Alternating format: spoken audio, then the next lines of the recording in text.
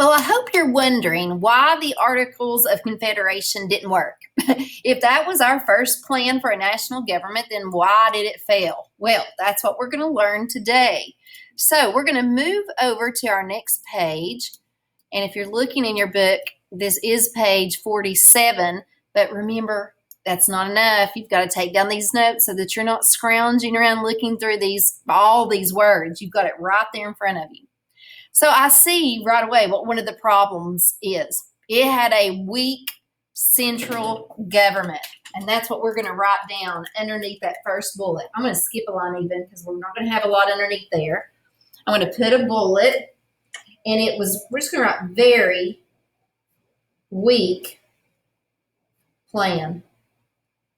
Remember, they're still not wanting to come together. They want to be together. They want to say we're the United States of America, we're the USA, but nobody really wants to say, okay, I'll do what you want to do. They still want to be very independent. They're still scared kind of because they've been living underneath the rule of this king for so long that they do not want to get back into that situation, and they're terrified of it. So it's a very weak plan. Let's see what's weak about it. Americans feared having a central government with too much power. Okay, again, they're afraid of that getting a king again. They're afraid some president's going to get elected and he's going to turn into a king. He's going to make them follow all the rules. As a result, the Articles of Confederation created a very weak central or national government. Okay, remember, it was for the whole nation, not one state. So it's a very weak national government. They gave most of the powers to the states instead of to the central government. So basically, everybody's still doing their own thing. Unlike our government today, the government created by the Articles of Confederation had only one branch or part. And we already know what it is because we've already learned about this, the legislative branch.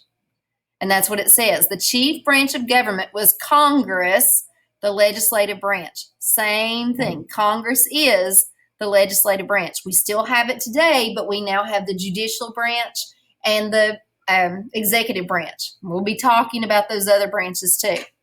It was the job of the branch to make laws for the nation. However, there were very few things the new Congress was allowed to do. The chart shows what Congress could and could not do according to the Articles of Confederation. Okay, so look at what we're going to do. Underneath very weak plan, we're going to put one branch, the number one branch, and that equals the legislative, which is Congress. You need to go down on a new line. I'd rather go down on a new line than cram that into there so it fits. That's the biggest problem. There's only one group, and they are just the lawmakers. Okay, so nobody's in charge. And if you've ever played a game and nobody was in charge, it's a big old mess because you got to have somebody leading it and telling you, making the rules, making sure everybody follows the rules. Nobody was doing that. There were little people everywhere trying to make the rules. And that was another big problem because they wanted to be that person that made the rules. Nobody was willing to give up that power.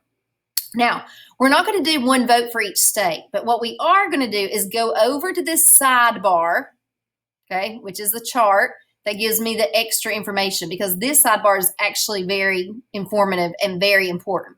It tells us what the Articles of Confederation allowed Congress to do, what these people that were elected could do. And then tomorrow we're going to talk about what they couldn't do, and that's this section and over here. So all we're going to focus on is right here.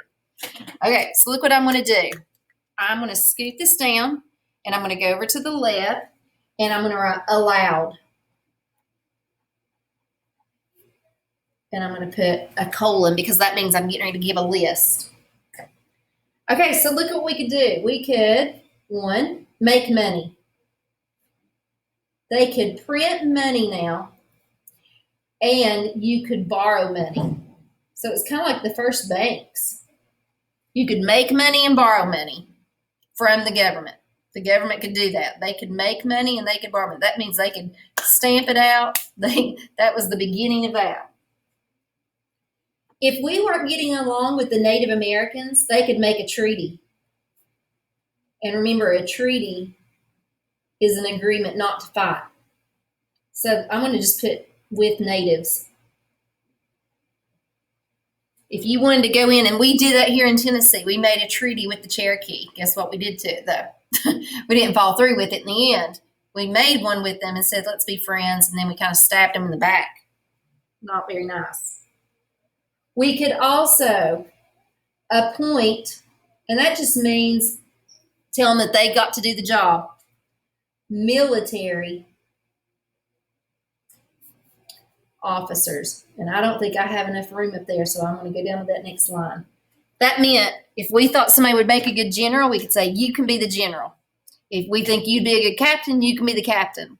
They didn't have to get elected by all the people. Nobody got to vote for them. Congress, the legislative branch, could say, we think this person would do a good job.